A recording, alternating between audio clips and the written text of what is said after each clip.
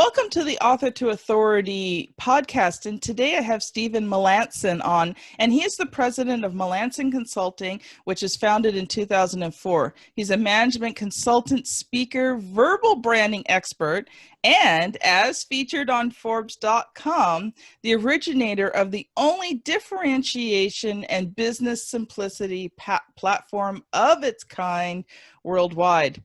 Now, Stephen helps businesses grow faster, unify people, and simplify their strategy.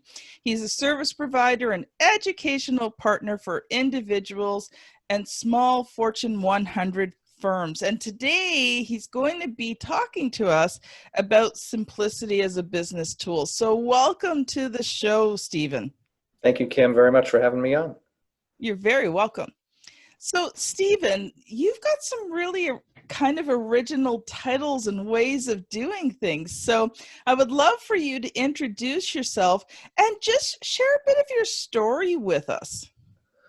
Well, my story is, broad and deep and strange and wide and all sorts of things. Well, no, it's actually pretty straightforward, actually. So, I was an athlete when I was a kid. I come from a family of jocks. My mother had to have 4 boys only, driving her nuts every day. And oh, poor woman. Yeah, I know. That's how I feel about it. But so I guess maybe in a way I was born into a competitive environment, and we all excelled, by the way, at sports. So, 15 minutes of fame we each had. And when I went into the professional world, I went into sales. And so I was a sales guy. I'm still a sales guy in a way, but I was a sales guy for a long time. And after a while, I morphed into the branding world.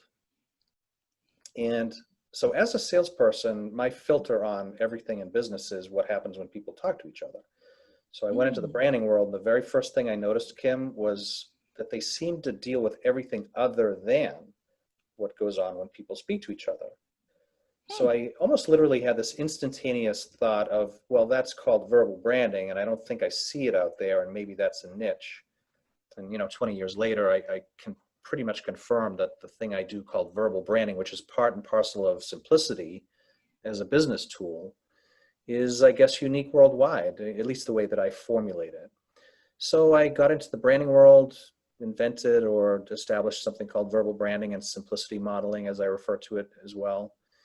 And I help companies in all sorts of ways, mainly, though, with how they sell using differentiation and simplicity, and also how they build culture. And my idea has always been, if things aren't simple enough, then they're going to underperform. I think there's a lot of evidence for that. So I don't know if that's too short or too long, but that's a little bit of my journey. Went from an athlete as a kid, got into the business world and sales, and now for almost 20 years, I've been in the branding world doing this thing called verbal branding and simplicity as a business tool. Well, my first thought is if you ever did have a sister, it would be one of those things. I'm sure the 4 of you would have tortured her. Well, she would have had to have been the firstborn, or she'd be in big, big trouble. But I think you're right. But even then, she probably would have been pretty scrappy. She would have learned how to defend herself. You're right. She would have been something. Should be a leader, that's for sure. One thing I was wondering was, when you get into something so unique, was it difficult? Was it one of those things where people just really didn't understand you or what you were trying to do? That's a great question, and the answer is yes. So I think the quality and value of what I was doing was not recognized. And I would say even to this day, there's some degree of that I feel. I'm not sure, but when I started, I was really going after the salesperson and the sales channel. And everybody kept asking me, oh, is this just another way of doing an elevator pitch? We don't need that. Or what are you talking about? I've never heard. So there's pros and cons in the uniqueness of something. The pro is that it's unique, and the con is that it's unique, so I came along and said, well, I have I want to talk to you about what I do. It's called verbal branding, and here's what it does. But I had to explain it too much, and it's almost like violating my own rules of simplicity. So it took a while. Now, I will say, I became, within a few years, pretty well known, at least in my own circles, as the guy that does verbal branding. And even if folks didn't understand it fully, it still did what I wanted it to, which is it branded me Mhm. as something different out there. And it caused people to remember me better, which is part of branding too. I mean, if you're not remembered, you don't have a brand. So, it was a great question, and the answer is yes. It caused some difficulty in the uniqueness, but that was also the value of it as well. So you touched on a little bit about, differentiating. So how important is it, especially, as an entrepreneur, or a very small business owner, how important is it to differentiate from others? Uh, I would say it's mission critical, and if you can't figure out a way to differentiate and add value and be distinct, then you're one of the gang, out there, part of the white noise. And I think a person or a small firm will have trouble succeeding, Mhm. and they really will have trouble thriving, right? Like, you can stay in business and struggle along, but who wants that? I mean, who has the tolerance over the long haul and the aptitude to just keep going when you're not really thriving? So, we're not talking about anything too extravagant, but you do have to have a niche. You do have to have something to say about, we do what the others do, but we have a better way, or a different process, or a different scheme, or a different flavor, or we only work with certain types and you're one of them. There's got to be something that you can say to people, and it's called positioning, right? Mhm. There's got to be that positioning part of it. Or why did you go in business in the first place? Why did you actually do it? Didn't that person that started a business think that they had a better way, Mhm. or that they're just better at things, or something along those lines? So what is that? And you have to be confident enough, quite frankly, to put that out there and say, this is why we think my language is different and better. Mhm. Why are you different and better than the competition? Doesn't mean you say that to people, but you have to know the answer to that. Yes. So, what is it? What's the reason you're in business? Why are you different and better? And I have another thing, Kim, that I use all the time. And this is actually, it's not a throwaway line at all. It's a real thing. I call it the crazy test. So you go in business Mm. and you've established yourself as being in a certain category, Yes. but it doesn't cut it to say, well, I'm a lawyer or a CPA, or, a software salesperson, or a developer. That's like bland, Well, notion of obscurity, well, the same as the everyone way, else. well, absolutely. And frankly, it's just a category. Like, people want to know, and they need to know what you do for a living, but that's just a category. You then have to go, one way to do it is to say, what's the answer to why would somebody be crazy to not use you? Because it strips away a lot of the excessive detail and white noise. So if I said I'm a branding consultant, which by the way, I never do, because I don't have to and I don't want to, but I go straight for the jugular, on my messaging. But if I were to say I'm a branding consultant, but anybody would have to be crazy to not use me, because I do verbal branding and simplicity work, period, end of story. And then Mhm. I can talk about it all day. But those are Yeah. the couple of things that are the real key and the real differentiation for me.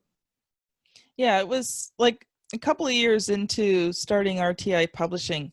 Um, the crowd that I was predominantly working with in the Toronto area, mostly because that was the biggest city close to where I live, there were already a few different publishers and bigwigs kind of doing publishing. So I really had to differentiate myself. And that's when I came up with the extraordinary word ninja. Yeah, the ninja, I love it. And because it grabs attention, That's right? right. And people want to know, well, what does a word ninja do? That's Right? I right. could introduce myself. Hey, I'm Kim Thompson Pinder, Chief Visionary Officer of RTI Publishing, blah, blah, blah, blah, blah. Right? And then we go in one ear and out the other.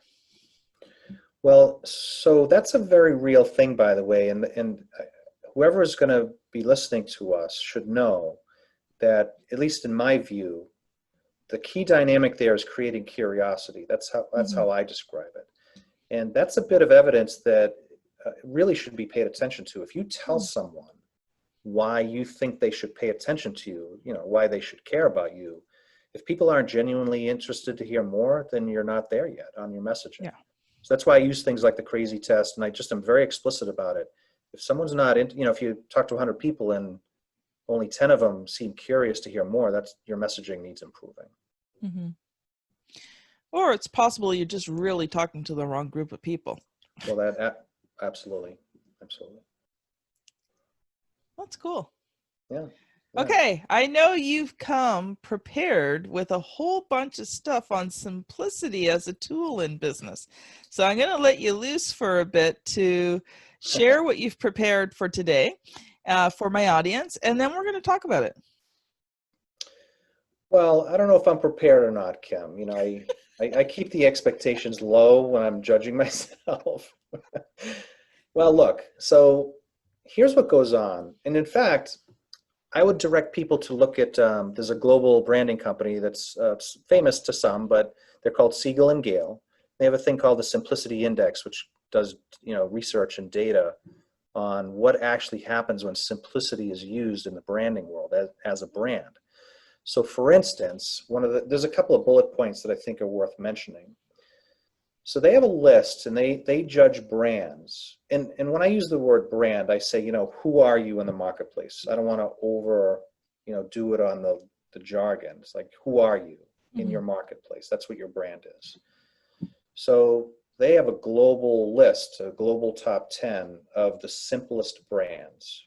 And when they're publicly traded, they outperform the indexes by, get this, 667% or something like that. It's over 650% outperformance versus their competition, based much on the fact that they're a simple brand, meaning the marketplace has a simple avenue to absorb who they are and what they represent. Do you have a couple of examples? Well, there's always the Walmarts and, save and live better. Geico, 15 minutes, 15%. Those are some of the, think about Geico for a second. Is that an interesting message? 15 minutes, 15%? I mean, I give it a B minus, right? But this fits my criteria. One of my little equations is differentiation times simplicity.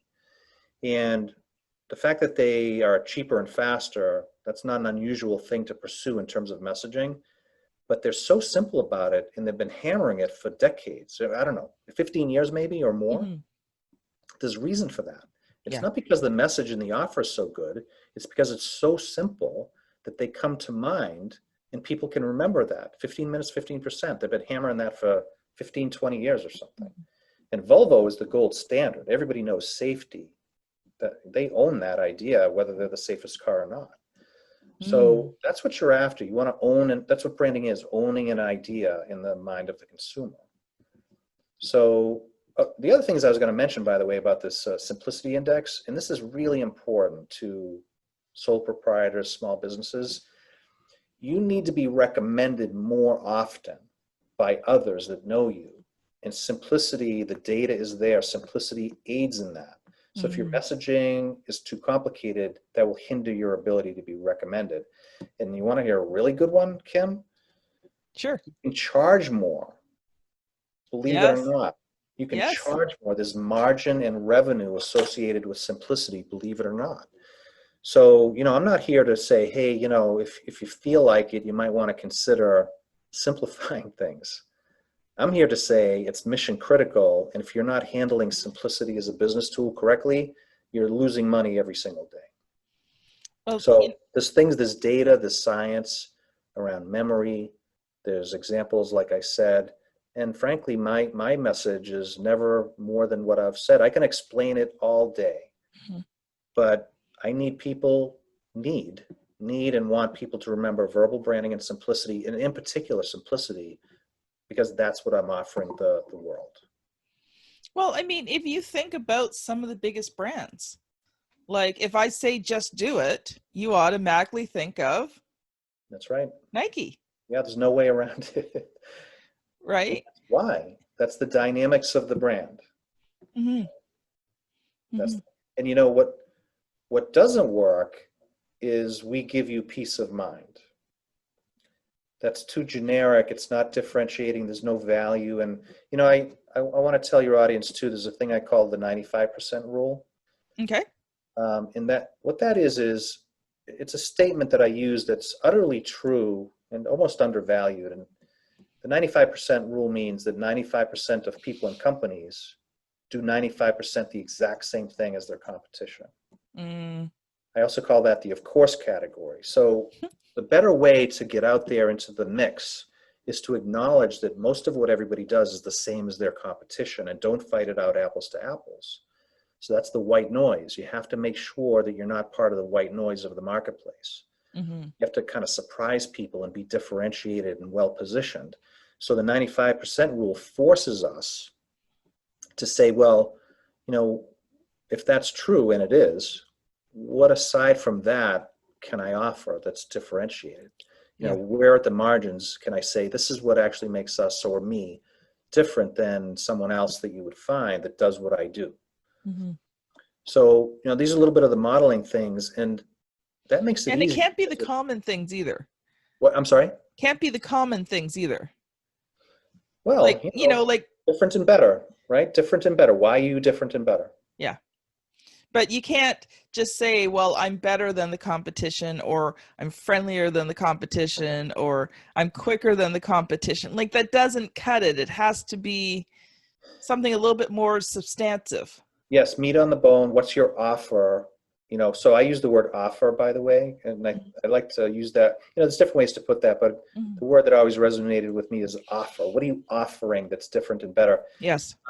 You know, and so as an anecdote, if I ask, you know, this is a little different for the sole proprietor of the small company, but it still applies. If I asked the CEO of a moderately sized company, what's the difference between them and everybody else? It's amazing how often they'll say something like, it's our people. And that's not good enough. My immediate response would be, okay, maybe so, but what about them? You know, maybe it is your people, but that won't work in the market. That's not a distinct enough message. Yeah. Tell me what about your people? Because I've had clients that it really was their people, but that's not the message. We had to figure out what about them could, you know, kind of enter this fray of, this is legitimately why we feel we're a different and better option than our competitors. This is what we need you to know. And then it's the simplicity applies from there. Yeah. Yeah. Wow.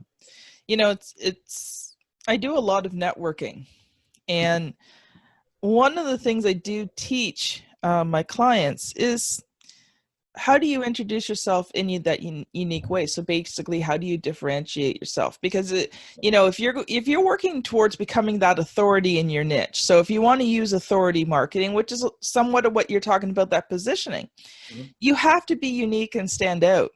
And, you know, I go to so many of these network meetings, and somebody will start talking, and 10 minutes later, I'm still not sure what it is that they do. And I've actually stopped them sometimes, and I've just gently said to them, I said, you know, you really need to figure out, I usually bring it down to 3 things just to simplify it, right? Yeah. You know, who do you serve? How do you serve them? And who you are in relation to those first 2 questions. Yep. Yep.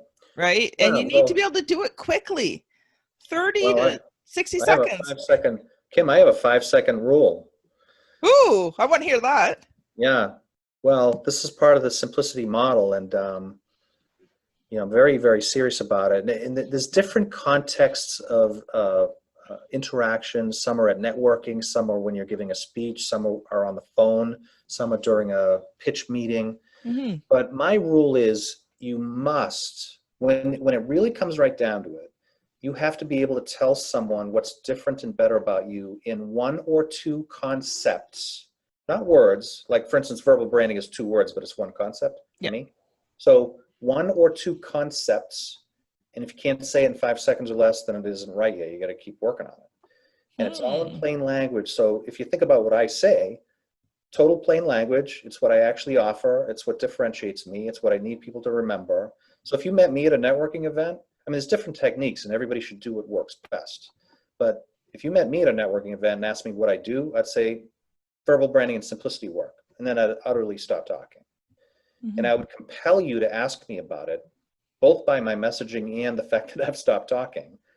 And, you know, so what we've done here, Kim, by the way, is eliminated the elevator pitch forever. Yeah. Which I strongly advise people to do. Forget about that. Doesn't work. Too long. as you and I have discussed, and I think we all know, 30 seconds turns into a minute, turns into whatever. And that's the white noise. Even if you have the greatest thing in the world, if you smother it for too much, too much content and too much language, and try to duplicate, it's a challenge for people. Try to see if they can do what I said. What would you say if you walked into a meeting and said, okay, I don't even want to say hello to you. What's the difference between you and everybody else? What would you do? What would you say? I know what I'd say, and I know why I'd say it, and I'd be able to talk about it any length, but I'd know what I'd say. Yeah, So actually, I do too. Yeah, that's a good test for people to really strip it down. And that's where we're getting to that simplicity. And by the way, there's a lot of confidence that comes with that. Yeah, there is. Yeah, I mean, that's a cool thing, right? I mean, if you really know exactly what you're offering, you have your version of why, you can support and validate why it's a different and better thing. Doesn't mean it's a fit for everybody, but you know what to say, you know what you think, and you know why you're in business. And when you say it with confidence. So it's not just your voice, it's your body language. You own it. That's right. That's right. That's important. I mean, it's a relief too. I don't know. I just think there's all sorts of things that go on with all this. I mean, you really genuinely surprise people. I had fun with it for 10 years straight, Kim. For at least 10 years straight when I started my business. So talk about the pros and cons, right? There, like I said, when people don't know what something is, there is a bit of a con there. You have to be honest about that. But I would go to networking events, and every single time somebody asked me what I do, I'd say, teach verbal branding, and I'd stop talking. Yeah. And they'd look at me, their eyes would get big for a second because they think I'm going to say something more. And then when they realize I'm not, they go, wait a minute, what did you say? Yep. Wait a minute, tell me more about that. And I got them. Them, Well, and here's a key too to simplicity. Let the other person talk. Do you know how many people have told me I'm like the best communicator in the face of the earth? Why? Because I let them do 95% of the talking. Because you talk less. Yeah, I believe that. People talk too much. Can we just be honest? Yeah. People talk too much. And maybe one of the reasons I do what I do is because I thought that I talk too much. I don't know. I mean, I can talk all day. Does that mean that's in my interest? Not necessarily. Now, what would you say to someone who is in a very unique, distinctive industry, maybe something that's very difficult to explain, maybe in those 5 sentences? Now, I can't remember what this woman did because the title she used, I can't even remember the word. It was like so scientifically complicated, but she was in this incredibly unique field, and it took a long time to explain what she did. And I was, and I mean, I'm a word ninja, so I was even trying to think of, how could we shorten this? But what do you do when you're in that type of situation where it's so unique, it's not commonly understood? Well, there's a few things I suppose going on with that. I mean, somebody in that position really needs to know who their audience is and not to waste time. I mean, there's another way, right? As not really an aside, but you got to know who, you can't waste time. That's the commodity that a sole proprietor in a small business, boy, oh boy. So know who your audience is. Number 2, that person, maybe didn't understand the power of plain language, Well, that was true too. Well, and the other thing that comes to mind, the way around this too is you don't want to be describing what you do. You want to tell people what's in it for them. True. One of I do a lot of speaking, as I mentioned, and one of the first things I say to just get people's attention and to make sure I'm setting the stage correctly is I say, look, when you tell someone your name, the name of your firm, the category you're in, and then you kind of dig into that a little, my laugh line, but it's a serious point, is nobody cares. Nobody cares. They really don't care what you do. They care what's in it for them. So whoever that person was, if they sort of switched it around and turned the table to, not being in the position of describing what they do, but talking about what the value is to someone else, then they stand a chance of simplifying it, because that's all people are, that's the only thing they care about, and it's the only thing they're going to understand and remember. Yeah. So you're struggling to remember it. That's probably because they were describing themselves too much and with too much jargon and fancy language. True. Yeah, that's True. my guess anyway. That's my guess, and that's probably what would help to start to solve it. Now, there's a lot of people who are in common fields like real estate, financial, network marketing, all those different types of things. Mm-hmm. How do you kind of introduce yourself without using some of those common terms? Because, sometimes as soon as you say, well, I'm a real estate agent. Yeah. Sometimes as soon as you get that far, people tune you out. Like they don't even listen to like the next few words, right? Because they think, oh, I know what a real estate agent does. Yeah. Well, so you have that. This is where there's the mastery of simplicity and the dynamics of the situation come into play. So I'll teach everybody something right now that they can use if they want, which is the standard line for both development and possibly in real time is, let's say somebody's a real estate agent. If it was me, I'd say, well, if somebody asked me what I do, I'm a real estate agent, but I'm actually different because. And the work to do is that next, what's the answer? What goes next? Yeah. So if I'm a wealth manager, I'd say, well, I'm a wealth manager, but actually different because. Because you're onto the right thing in my view, Kim, is, if I said I was a consultant and let that hang there, I mean, I am one, but that's as much a negative as anything. So that's why I don't ever bring it up. Like people have preconceptions about almost everything that everybody does. So if you leave that hanging there, now, most likely you have to tell people what you do for a living from a category standpoint. But if you don't follow it up immediately with what's different about you, then you've left it to the other person or the other party to decide about you rather than controlling it. So the standard line I teach to start, now whether it remains or not, or there's a better way later, is that, category, and then, but I or we are different because, immediately. And then you start to get it in your head and you can decide later whether, what's funny about it, Kim? You can decide later whether you even need to, sometimes you have to always use the category, but sometimes you don't, depending on your positioning. Now, I don't, because of the nature of what it is that my positioning. I don't have to say that I'm a consultant or a coach or whatever you want. I just go straight for my positioning because that works. But if you say I'm a CPA but different because, or I'm a real estate agent but different because, or I'm a state lawyer but different because, that'll work. You have somebody's attention for at least that long. The trick, though, is to have good messaging so that you create that curiosity. Yes. Wow. This has been good stuff there, Stephen. Do you have two things. Do you have a final thought, and how can people connect with you? Sure. Well, I'm going to be incredibly redundant and just say, if you want to, whatever it is that you feel like you want to improve the performance of, consider how you might simplify it by having one or two leading edge, key, most important attributes or points or bullet, do it that way. Try to model it out and try to make a commitment.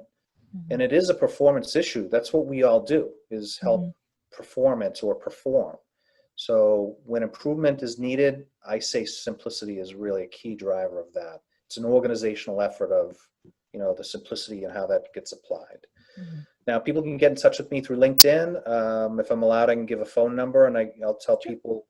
So if that's okay, I'm in the East Coast, Boston area, but I work wherever, especially these days, everybody's zooming around. But 781-443-5017. And I have a very relatively small starter package that I could do on Zoom. 2 meetings under $1,000, I'll say that. But I want people to talk to me about it in case they want something slightly different. But for under $1,000, a couple of meetings on Zoom, I can get people to move towards a starter. Well, they would be collaborating with me on a starter package of how to use simplicity as a business tool. And, it's a mindset that will stay with people long after we do that work in a model. So I would encourage people, if they're interested, to talk to me about it. Awesome. Well, this has been Stephen Melanson and Kim Thompson-Pinder on the Author Authority podcast. Thank you so much for listening, and we will see you on the very next episode. Bye now.